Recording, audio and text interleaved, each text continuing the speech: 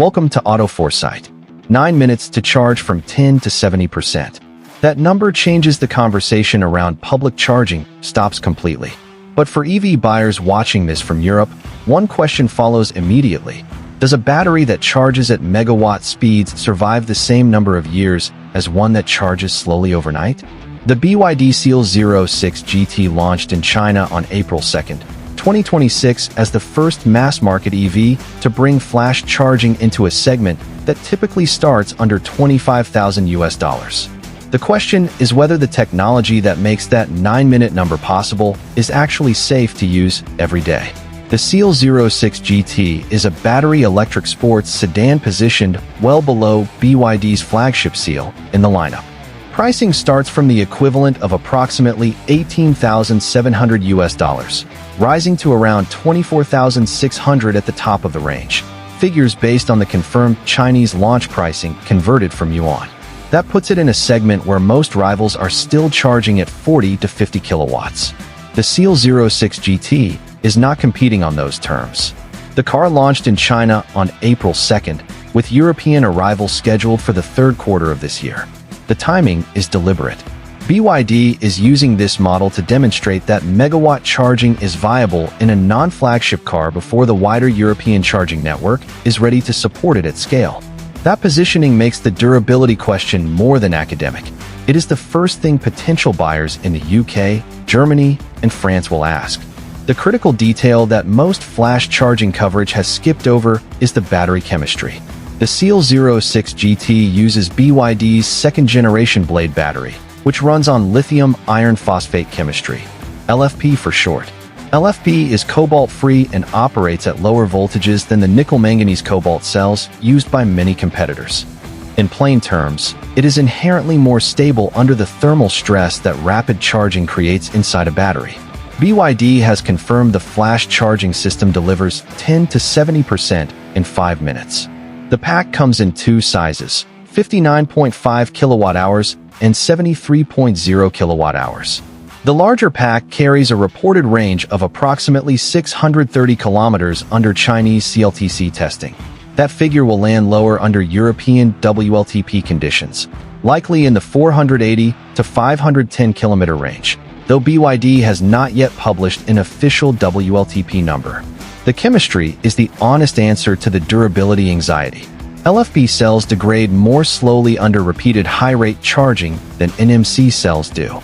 BYD's first-generation blade battery was rated at 3,000 charge cycles to 80% capacity at daily use. That is more than 8 years. Whether the second generation meets or exceeds that figure at flash charging speeds remains unconfirmed, but BYD has confirmed the system actively regulates cell temperature throughout the charging process. The structural protection is the chemistry itself. That is not accidental. The Seal 06 GT wears a fastback roofline that borrows visual language from the larger Seal without carrying its price. Inside, BYD has carried over the rotating center display found across several of their recent models. It repositions from portrait to landscape depending on the mode selected. Physical climate controls are retained on the driver's side panel. Cargo volume figures specific to the 06 GT have not yet been published separately from the standard Seal 06 specification. The second headline specification after flash charging is the DiSus-C intelligent chassis system. DiSus-C is BYD's active suspension platform. It uses real-time sensors to adjust damping based on road surface and load. The practical result is a car that can respond to a pothole or a sudden lane change before the driver consciously registers either. What makes its inclusion here notable is the price point. This system was previously found in vehicles costing significantly more. Gasgoo reports that BYD is deliberately cascading it into the sub-$25,000 tier with the Seal 06 GT, which forces European rivals to reconsider where the technology boundary sits in this segment. Powertrain options are a 200-kilowatt rear-wheel drive motor, roughly 268 horsepower, or a 310-kilowatt all-wheel drive configuration. The rear-wheel drive variant paired with the smaller battery is where the entry pricing sits.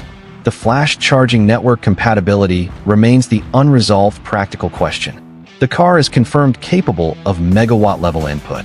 Most European public charging stations currently operate at 50 to 150 kilowatts. A comment that surfaced on our /electric vehicles put it plainly. The 630-kilometer range is solid, but where are the 1,000 kilowatt chargers in Europe?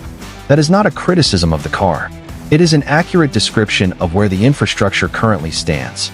And it is the gap that shapes whether this technology is genuinely useful to a European buyer in 2026 or a feature they are paying for in advance. The China launch is confirmed for April 2nd, 2026. European arrival is reported for the third quarter of this year, though BYD has not yet confirmed European pricing, WLTP range figures, trim structure, or CCS charging compatibility details. Those specifics are expected closer to the European launch date. For Australian buyers, the Seal 06 GT has not appeared in BYD Australia's announced model roadmap at the time of this video. The brand is already established there through the Seal and Atto 3, so the service infrastructure exists. Whether the 06 GT follows is unconfirmed.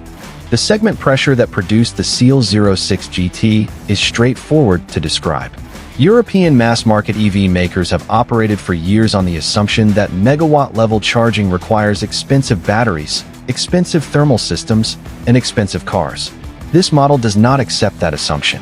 Whether the broader shift in how the industry prices charging capability follows from what BYD does here, or whether the infrastructure gap delays the whole thing, is the genuinely interesting open question. Where do you think the European fast charging build-out actually lands by the end of 2027? Drop that in the comments. It is one of the more consequential bets playing out in this segment right now.